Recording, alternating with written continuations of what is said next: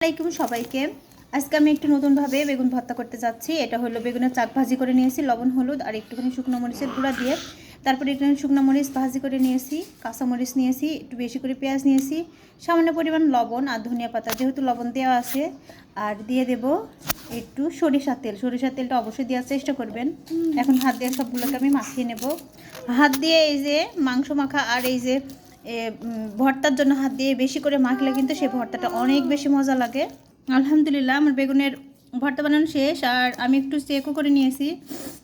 অনেক মজার হয়েছিল, আপনারা বাসায় ট্রাই করে দেখতে পারেন। আর কেমন হয়েছে অবশ্যই জানাবেন কমেন্টের মাধ্যমে। দেখেই তো লোভনীয় মনে হচ্ছে, আমি এক্ষুনি গরম ভাত দিয়ে খেয়ে নেবো আর কি। ওই তো, সবাই অনেক বেশি ভালো থাকবেন, আমাদের জন্য দোয়া রাখবেন। ভিডিওটি ভালো লাগতে থাকলে প্লিজ একটু লাইক দিতে ভুলবেন না। চাইলে আমার চ্যানেলটিকে সাবস্ক্রাইব করে নিতে পারবেন। আর যারা ফেসবুক থেকে দেখছেন আমার চ্যানেলটিকে, তারা ফলো দিয়ে দেবেন পেজটিকে। তো এখানে কিন্তু আমি সকালে আবার খাবার পাঠাবো হসপিটালে, সেজন্য ট্যাংরা মাছও নিয়ে নিয়েছি আর লাল শাক ভাজি করবো। তো ওই দিন রাত্রে আবার কী করলাম, মিষ্টি তৈরি করেছিলাম। কেন জানি না সাইমের সাথে সাথে মিষ্টির ক্রেভিংসটা আমারও শুরু হয়েছে।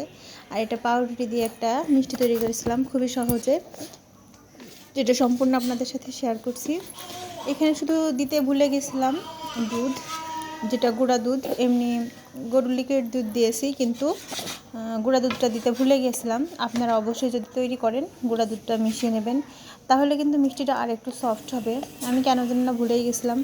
আর যে চারকোণের যে শক্ত মতো রুটি যেটা ব্রেডে থাকে, ওটার আমি ফেলে দিনে ফ্রিজে রেখেছি, পরবর্তীতে কাবাব তৈরি করার জন্য, ব্রেড ক্র্যাম্পের জন্য কাজে লেগে যাবে। ওটা একদিন আপনাদেরকে আমি দেখাবো যদি দেখতে চান।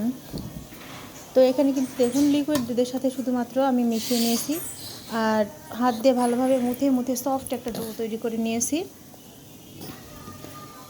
এই যে দেখুন, এখন সবগুলো মিষ্টি তৈরি করা আমার হয়ে গেছে। 8টা মিষ্টি হয়েছিল আমার।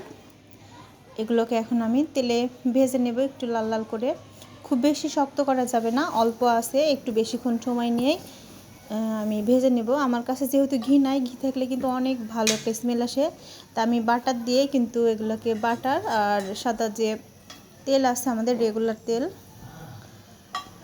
রিফাইন্ড যে অয়েলটা আছে, ওটা দিয়ে কিন্তু আমি ভেজে নেব। এই যে প্রথমে বাটারটাকে একটু গলিয়ে নিয়ে হালকা, তারপরে কিন্তু আমি তেল দিয়ে দিলাম। এখন এক এক করে মিষ্টিগুলোকে ভেজে নেব। দেখুন আমি কিন্তু তেলগুলোকে একদম বেশি গরম করে নিই নাই, তো এরকম করে আমি বেশ সময় ধরে নিয়েই এগুলোকে ভেজে নিলাম। তো যেটা বলছিলাম, আল্লাহ যা করে মঙ্গলের জন্যই করে।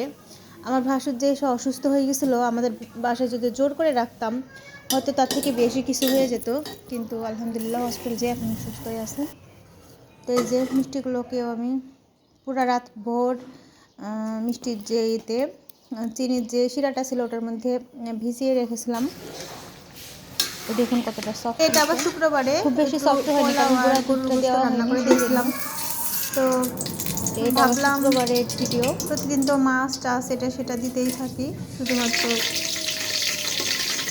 হসপিটালে থাকে বলে যে এগুলো দেবো তা না।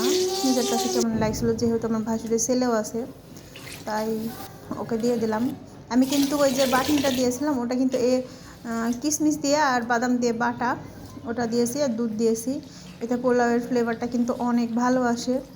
আমি তো আজকের ভিডিওটা এই পর্যন্তই।